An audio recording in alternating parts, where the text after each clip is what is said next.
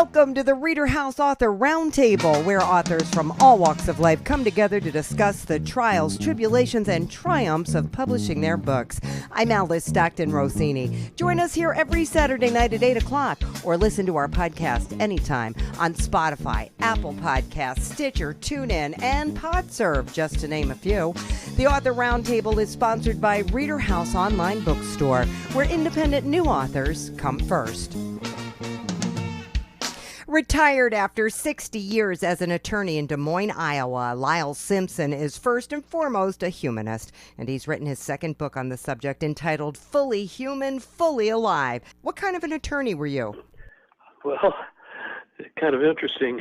My first 4 or 5 years, I loved the chess game in the courtroom, but I discovered I felt guilty when I made someone else lose. Now, who's going to want to hire an attorney who's going to feel guilty winning for him? So I decided I got to do something with my law degree that I would find beneficial. So what I decided to do is only help people be successful in whatever they wanted to do. And as a result, I've created over 1,000 different entities, and profit and nonprofit or whatever during my career. Acted as a registered agent for 3,000 companies doing business in Iowa, and built a firm of, we've got up to the mid-20s and decided it wasn't fun anymore. It's too much administration. So we picked 12 and have kept it at that. And about half of the work for those 12 lawyers comes from my client base, 5 of which are now world leaders in what they do. I can feel good about that. You should feel good about that. So were you like a life coach? Well, my book has a chapter in there on Myers-Briggs psychology. And a guy by the name of David Kiersey wrote a book, Please Understand Me, Roman numeral 2, where he amplifies on Myers-Briggs. And he has a simple 70 question. It's not a test, but it says, do you prefer this or that? And you go through and you take that test, and he'll identify exactly who you are. And in about 5 pages in his book, you'd think he was your mother or your best friend, describe you. And what he described for me is that I'm what's called an idealist. Less than 10% of society think that way. What Myers-Briggs says is there's 4 different styles of processing information. And whatever style you have for your lifetime. But I can analyze other people's problems and solve them fairly easy. I just can't see myself. So I can only see myself through inflection from others. And most people have a modifier of one of the other traits. I don't have any modifier, so less than 1% of society thinks like I do. And as a result, I've built my practice on that, and it's been very successful. I can't complain. But then I'm 86 now. Wow. The first book was Why Was I Born? And that was written because humanism is a philosophy of how you live your life here on Earth today. And there are people within all faith groups that are humanists, so it's not anti-religious, but it is anti-people that put barriers in your life that keep you from actualizing your own existence. And so what the book actually is, Abraham Maslow was a humanist who created humanistic psychology, and that's chapter 7, and the book is centered around that chapter. And what Maslow did is he discovered that there were 6 levels of living, and that each level has a separate purpose. And the lowest level has the strongest drive strength. The next level above that has a drive strength of about half of that of the level below, and all the way clear up to actualization when drive strength evaporates. And beyond actualization, you can get into what's called a fulfilled existence, where you dedicate your life for others. And as a result, I've given 1/3 of my time to society one way or the other. And good God, my resume is 18 pages now. Oh, geez. But to give you an idea what I'm talking about, Well, our Iowa governor, I've been his campaign counsel since 1978. He's now the longest-serving governor in the history of the United States. He just retired as ambassador to China. I've been involved in hospitals for over 50 years. I built a mental health hospital of 130 beds. I don't know if you know anything about Masonic fraternity, but I'm what's called a 33rd degree Mason, which is as far as you get. So, isn't the whole point is to find out why you're here? Isn't that part of the problem? We don't know why we're here. We don't know what we're meant to do. The book serves two purposes, two audiences. One audience, the last census found that 27% of all Americans, when you ask their religion, will say none. But over 40% of those that are millennials and younger will say none. And my concern there is that religion is the social glue that we have in our society that gives you a value system. And so if you do away with that as a means of determining a value system, then the question is, how do you get one? Well, with many people, it's what we call groupthink. What everyone around me thinks, I'm going to believe that too. But the problem that causes in Maslow's hierarchy of needs, religion is the second level. It's a security level need. And perhaps as much as half of the social level, which is the third level, because most people belong to whatever church they belong to for the socialization that they get with other people that think like they do. And what happens is that when you have a belief, you develop what is called a scotoma, which is a block that keeps you from seeing any other belief, because it's our means of sorting out information so we can live a good life. And what the book does is help you build bridges over those scotomas, those blocks. You can't hit a scotoma head on because, first place, you can't see it. You can only feel it. And when you do hit it, people react sometimes emotionally, negatively. And so rather than attack a belief, what the book is attempting to do is help you build a bridge over those scotomas so you can get to the next level. And 70% of all Americans cannot get above the social level. So they don't even realize there are 3 levels above that they could live if they only knew how to get there. And so the book gives them the means of accomplishing that. It'll show you the path to get to the top. The next level above is the ego level. About 25% are stuck there. Only about 6% ever get to the actualized level where you have a fulfilled existence. And only 1% go beyond that, because what happens is, and there's a diagram in the book that shows this, your selfishness, on the basic level, if you got to go to the bathroom, nothing else counts at that time. And so it's very strong. Those things that will allow you to continue to exist are very strong. And you've got to solve those to get to the security level, which is where religion is. And you've got to solve those before you can get to the social level. But once you've got a pattern, once you understand the system that will cause that, you can then put yourself in a position where you can move up that scale. And at the same time, every time you move up to the next level above, your selfishness diminishes almost at the rate of 50%. So at the time you get to the actualized level, you no longer have any selfishness. And when you get to that level, you could get to the 1% of people that have a fulfilled existence where they give their life for the benefit of others. You can do this all in one book? Oh, sure. Are we full of blockages? You mentioned ego. How about emotions, environment? Well, everything does. And I barely touch on some of those, but, whatever is going to cause your barrier will differ with each person. If you're real hungry, nothing else is going to be real important to you at that moment.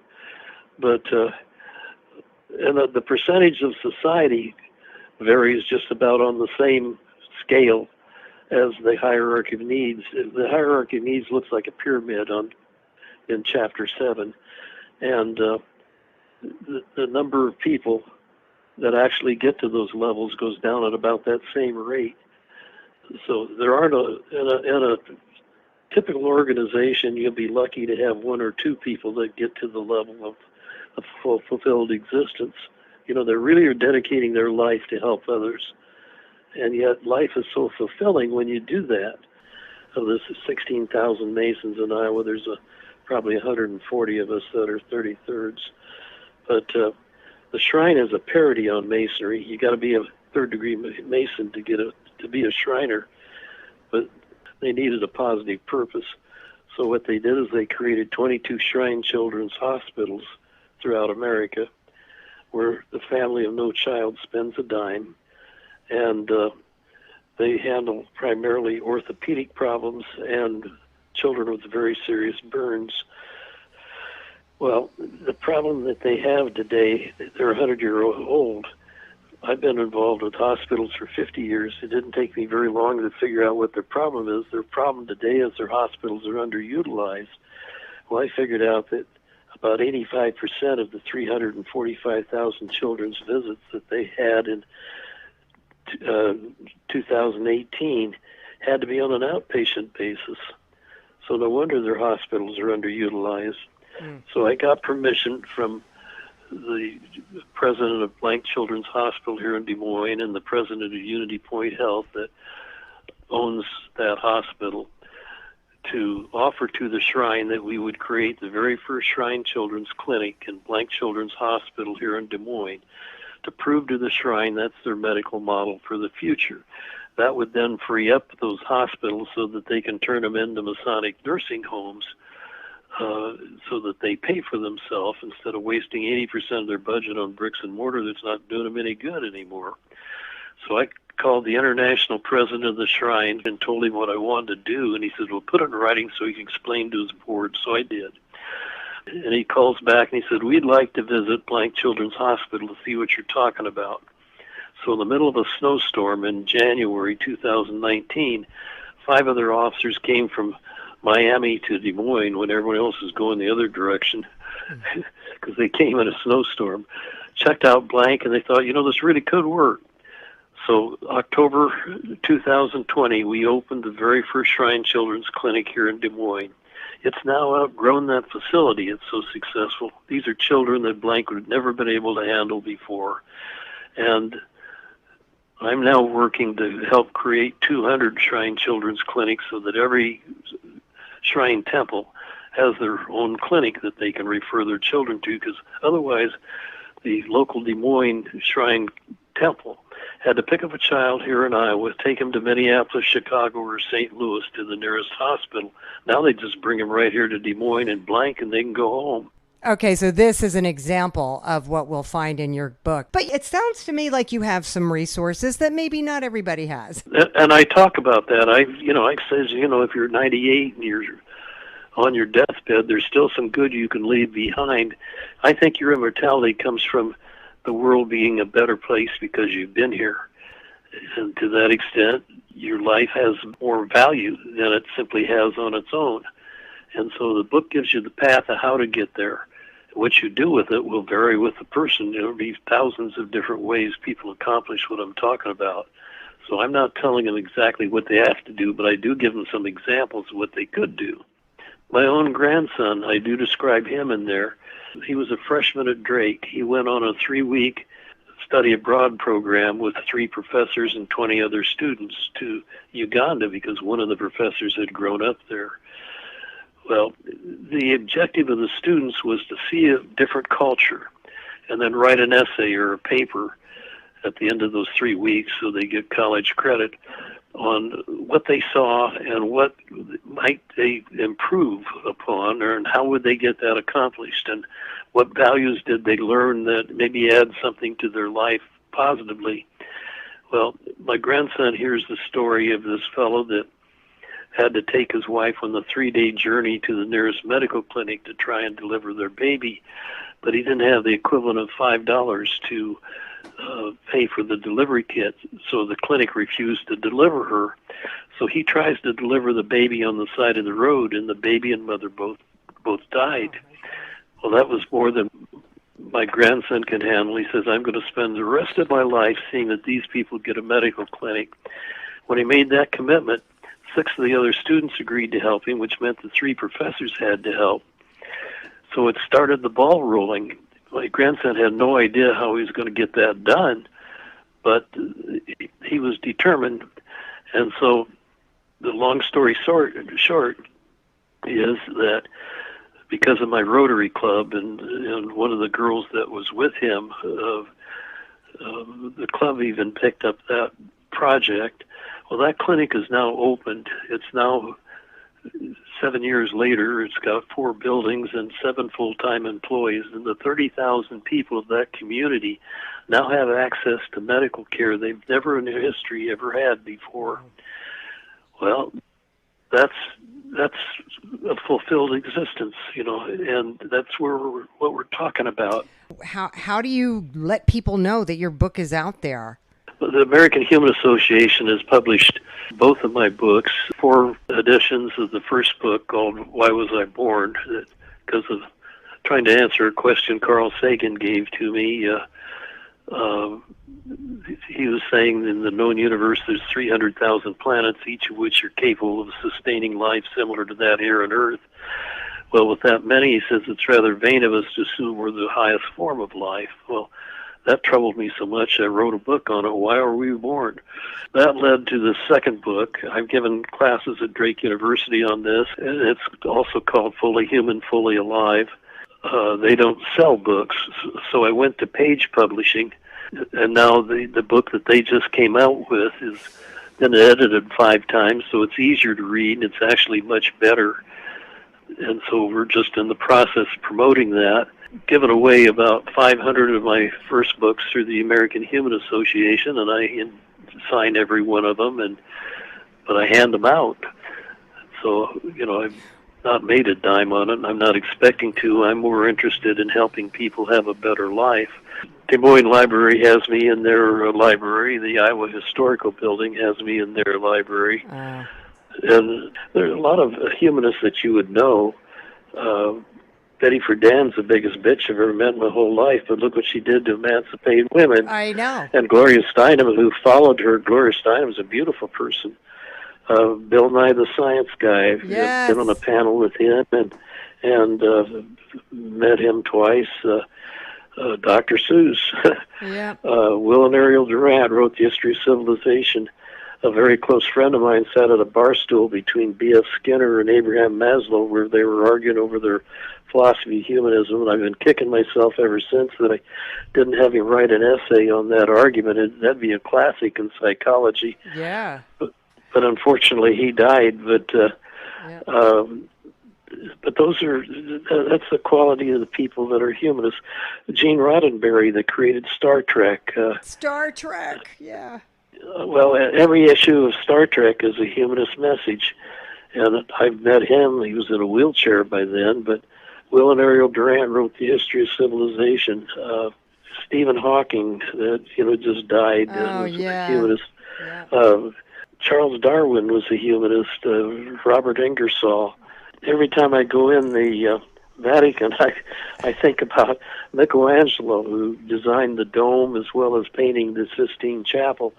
He was a humanist, but so was Leonardo da Vinci. Humanism goes clear back 2,600 years ago to the Epicurean philosophy, although, interestingly enough, the first time that Epicurean philosophy was labeled humanism occurred in the Des Moines Unitarian Church in September 2017. No, not 2017, 1917. And the then minister of the Unitarian Church here in Des Moines went on to actually be the founder of the American Human Association. And of the first 12 presidents of the American Human Association, 3 of us came from the Des Moines Unitarian Church. So, if you're interested in how to gain more out of your life, I can show you paths for doing it. I've got a chapter in there that discusses the Bible in some detail. I've got a chapter in there that discusses some of our religious traditions. And just to give you an example, we look upon Christ. First place, we look upon him as having resurrected. Well, one problem the Dead Sea Scrolls cause is they were written all during the life of Christ. If he was resurrected, you'd think that's something they'd be writing about, because they're only 12 miles from Jerusalem where they were writing. And they've been looking for a Messiah to come because they thought that when the Messiah came, it meant it was the end of days and all of the Jews are going to rise up at the same time and go to heaven. So everybody wanted that to happen next week. Well, they don't mention Jesus. It was Paul that created the Christ. So I'll give you an example. We look upon Calvary as being a grassy hillside and Christ was carrying the cross. Well, neither of those are true. And when you're in Jerusalem and you look around, you're on the edge of a desert. There are no grassy hillsides. What there is a rock that's about 15 feet high and 50 feet across that's called Golgotha. And the posts were permanent, but it was right outside of the wall. And so when you put somebody on top of one of the posts, people inside could see you're crucifying them, and so they could be good. Well, Jesus wasn't carrying the cross. He was carrying the cross member, because that's how they put you on top of the post. But the reason why we think it's a cross is this was all written in Greek, and the letter ta in Greek has a little upla on the top, and so it looks like a cross. And so everybody believes that Jesus died on a cross. Well, he didn't. He died on a T. But, you got to see it to believe it. Oh, I could see that could really upend some people. But so what?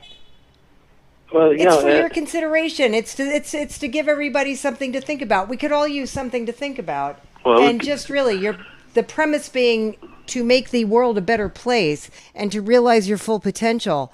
No matter what you believe, if you believe in Christ, you can still reach your full potential, right? Oh, heavens, yes. I do give all of those messages in the book for a lot of reasons, but because I'm dealing with a very wide audience, and I don't know where the person's reading it is coming from, but I am giving them something to think about.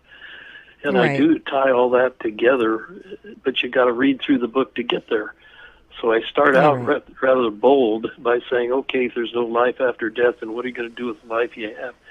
So that people that are so stuck on the security level, give the book to somebody else, throw it away or whatever, and don't read any further, because those are people that probably don't have the capacity to rise above it. And I'm not interested in killing their faith. But for people that have enough education so that they can realize that if you think about a subject, it'll help you grow. I give them all kinds of paths to get there. Well, you got me sold. I'm curious. What a pleasure talking to you. Thank you so much. You're amazing. 86 years old. You're just amazing. You're more than kind, and I appreciate the opportunity to talk with you. All right. Bye-bye, Lyle. Bye-bye now.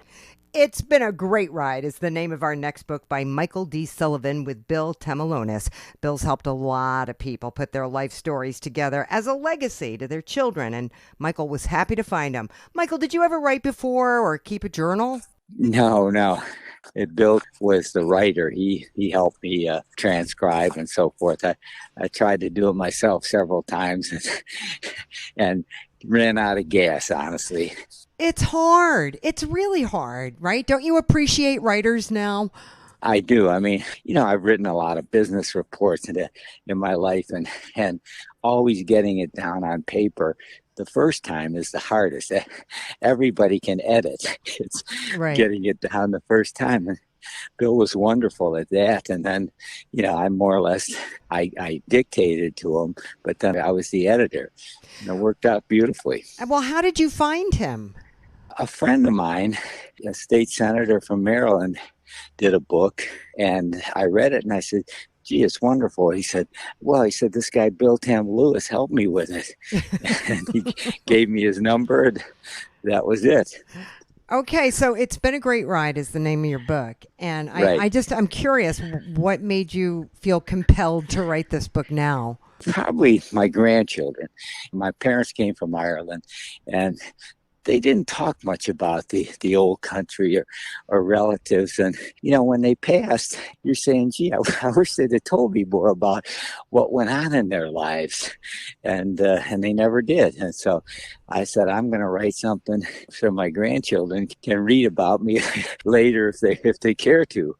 And so that was the motivation. So I have to ask you, are you on a walk right now?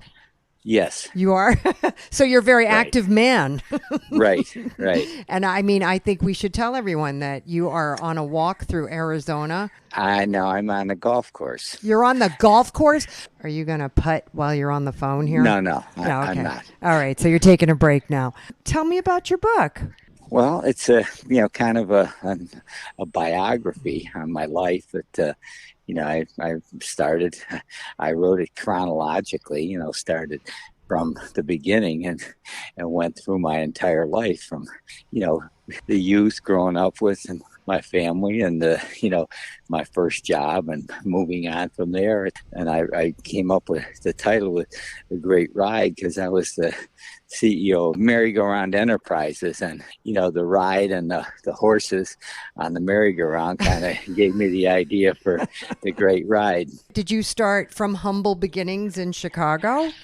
I did. My parents were immigrants and came to the U.S. in the 20s from Ireland, and Okay. they first settled in Toronto and then came to Chicago when they were, very young, because my mother, who was a devout Catholic, said there were no Catholics in Toronto.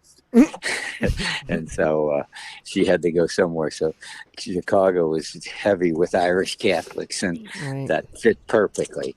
And, he was a construction laborer his whole life, and we never were hungry or any of that. But, he made a decent living for a construction worker. Probably the most he made in his life was $100 a week. And so we as kids all had to work if we wanted spending money. I think I had my first job as a newspaper boy probably around 10 or 11, and getting up at 5 in the morning and delivering 100 newspapers, and you got paid the princely sum of a penny a newspaper. So 100 newspapers made you $1 a day. Wow. And if you missed the delivery or gave somebody the wrong paper, they called and complained, it was a quarter fine. Oh, jeez. That hurt. Yes, it was a severe penalty. And, so then I caddied when I was a teenager. And then, I was in high school, and the guy that had the newspaper distributorship, they lost their guy that had the newsstand on the main corner. And he came to me and my mother and said, I want Mike to have the newspaper stand. And she said, oh, no. He's good in high school. And he said, he doesn't need to go to high school. This is much better. He'll make $100 a week. And she said, no, he's going to high school. He said, can he take it? And so we worked out a deal where a friend of hers who was a retired Irishman, from Ireland, that he like them, and he would sit there during the day. I would open at 5 and go to school at 8, and he would sit there at 8 to 2 till I got home from school. Oh. And I did make $100 a week. I was making as much as my father. And so but my brother-in-laws used to say to me, see, my 4 older siblings were 12 to 16 years older than me, so they were more like aunts and uncles, and so they would say to me, why are you going to school? This is a great job. And my answer was, a great job. On Saturdays, I worked from 6 in the morning till midnight. That's not an idea of a great job to me. And so, Did you have a lot of brothers and sisters? I had 5. 5 brothers and sisters, and you. Yeah. Where were you in there? I was the 5th of 6. There was 4 older and 1 younger than me. Okay, so were they all pretty much doing the same thing? Your parents made sure they went to school, and 2 of them did not. Huh. 2 of them dropped out in high school, And, my mother was she was educated, and her older sister was a teacher. And, so she went to the equivalent of college in Ireland, back in the early 1900s, and she pushed education. But the girls at that time, this was the 40s and 50s, the best the woman could hope for would to be, a teacher maybe, or, a secretary. And so they went to high school and then went to, secretarial school. And two of them, my brother and sister, they dropped out in high school, which was quite common in those days. I mean, they get a job and, that was it. But my mother, I was her special project. She was pushing me to go to college. College, you could afford it then. I mean, because Loyola Chicago, it was $500 a semester, and you could earn $500 in a part-time job. Right. Now you'd have to be a drug dealer to earn your tuition part-time. It's just, you couldn't earn $40,000 on a part-time job. No, it's absolutely out of whack. Yeah. And that's why we have so much student debt. It's insane. Oh, it is. And that's the reason we have student debt, is because the colleges realize the kids can borrow the money so they can keep raising the tuition. Yeah. And if there wasn't student loans, they couldn't raise the tuition. Right. So you got out of college, and what happened? I majored in accounting, and I was interviewed by what was then the Big Eight, and I got offers from all of them. And I decided I'd go with Arthur Andersen because they were headquarters in Chicago. Right. So it worked out. I always tell the young kids, go to work for a consulting company because their only product is you. And they train you for a simple reason, to make you worth more money so they can bill you for more. But at the same time, you get, tremendous experience. Right. And so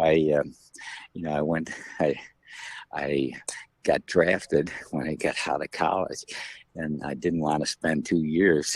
So I enlisted in the Marine Corps in a reserve program where, I spent 6 months on active duty and then 5.5 years in the reserves. And, I didn't miss a beat at Arthur Andersen because I took my 6 months while they were not busy, and I came back to work for the winter. But it worked out great, and it was great experience. And one of the companies I did the audit on was moving to Texas, and a lot of the Chicagoans wouldn't go.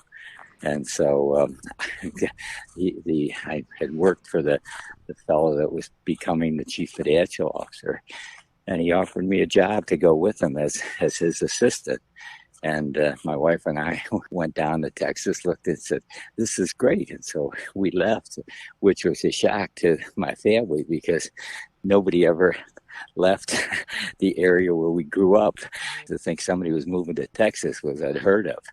But it worked out fantastic. They treated me great, and both the president and the CFO took me under their wing. And, as a 28-year-old, I got a lot better experience than I ever expected because, I was like their project. Yeah. And you were a lot of people's projects there, Michael.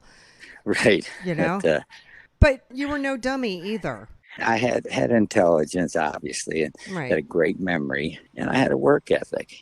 I was used to working, and, so no matter what they asked me, I did. Right. And people appreciate that. Right. And so I got moved to Florida, and we hated it because, we were in a 30, and at that time in 1970, everybody in Florida was my age today. Yeah, right. I know. And we didn't fit in, and the schools were terrible. And so I stayed like 3 years, and I went back to Dallas. But in the 3 years I was in Florida, I worked for a brilliant entrepreneur.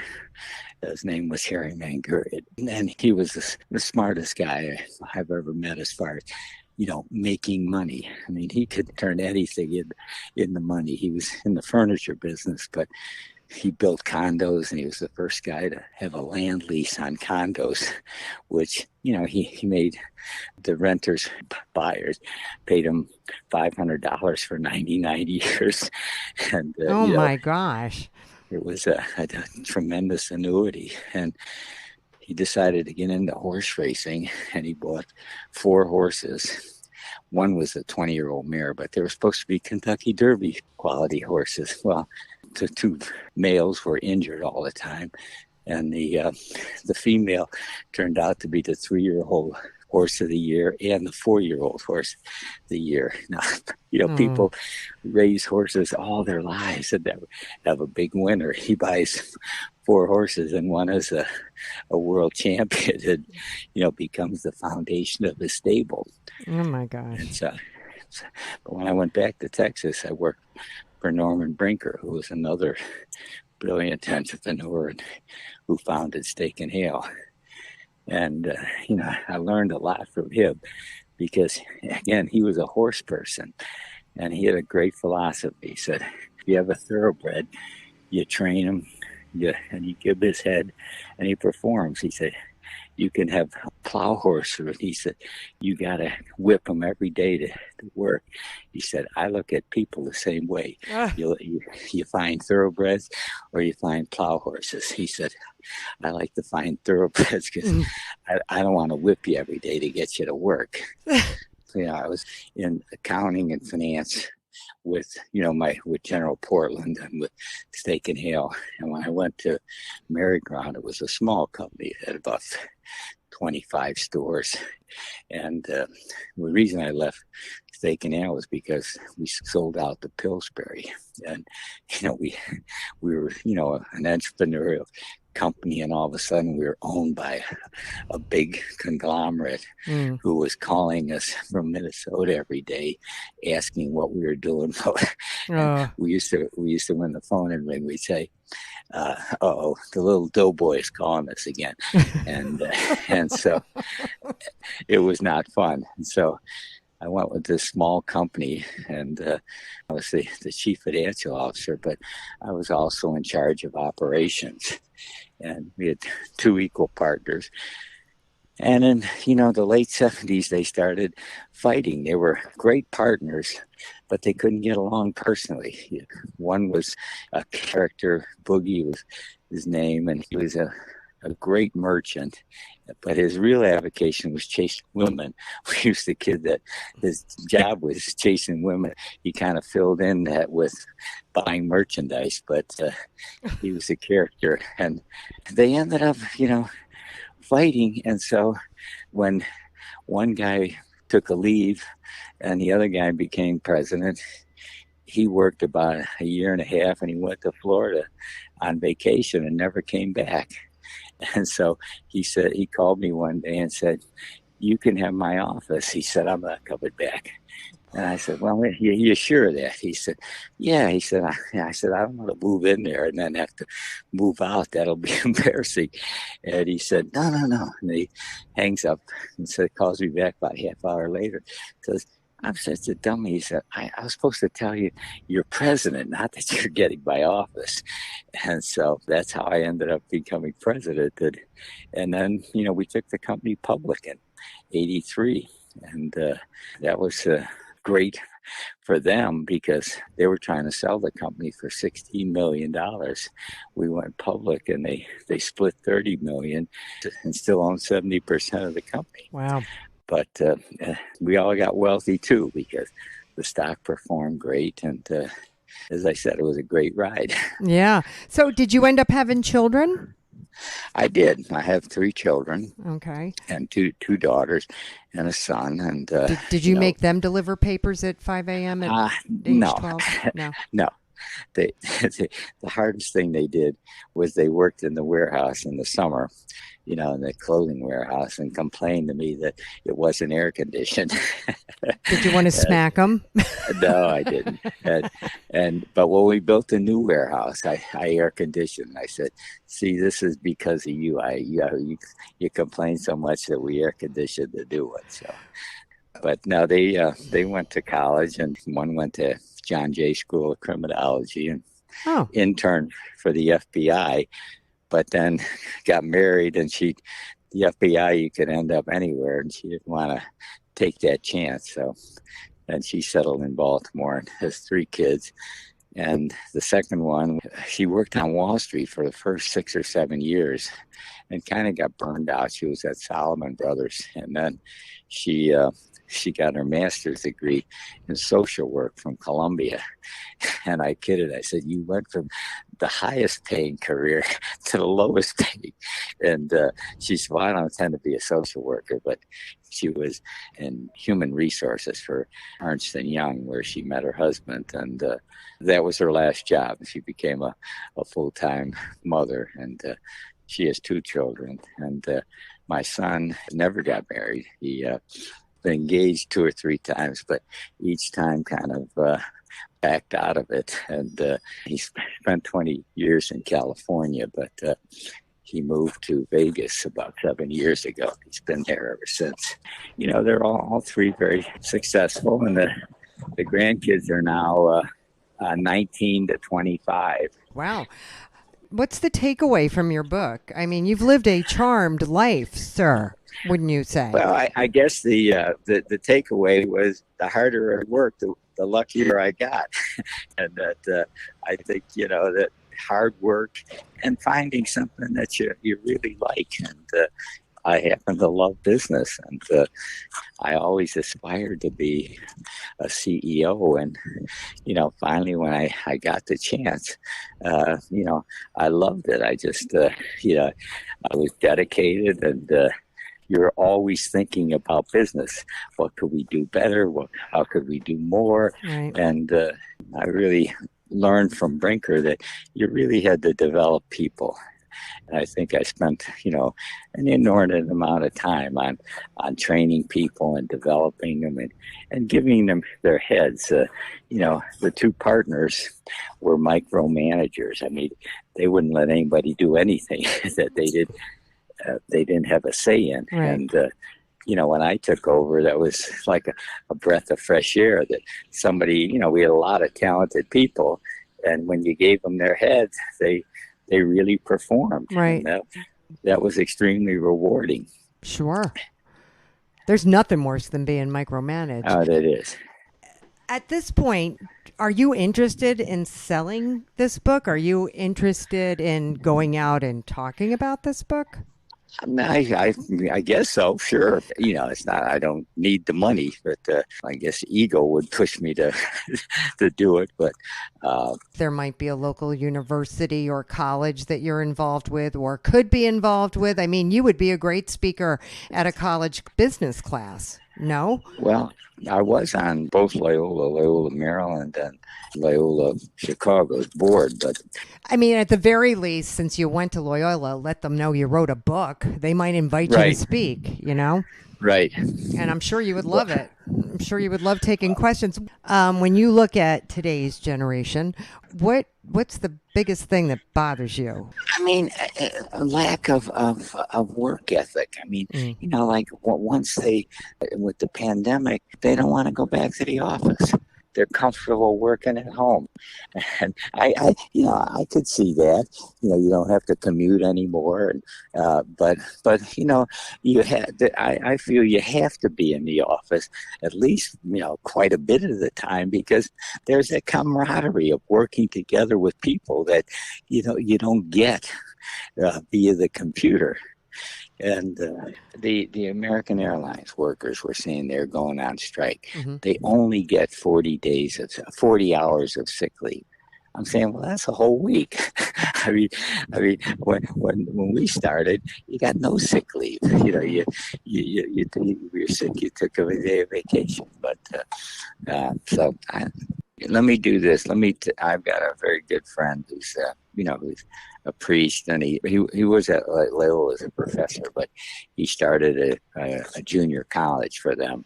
And, you know, it's been phenomenally successful. And so let me talk to him and see what he thinks about it. Okay, you do that. Okay. And in Well, the how do I get meantime, there? your kids and your grandkids have this book. I mean, this is great. They've read it. They're like, hey, I get them. I say, I used to be somebody. Yeah, I know what you mean. Yeah, so, all right. Listen, you have a great day, Michael. Thanks all so right. much. All right. Thank you. Bye-bye. We hope you enjoyed this edition of the ReaderHouse Author Roundtable, where authors from all walks of life come together to discuss the trials, tribulations, and triumphs of publishing their books. I'm Alice Stockton Rossini. We hope to see you back here every Saturday night at 8 o'clock, or listen to our podcast anytime on Spotify, Apple Podcasts, Stitcher, TuneIn, and PodServe, just to name a few. The Author Roundtable is sponsored by ReaderHouse Online Bookstore, where independent new authors come first.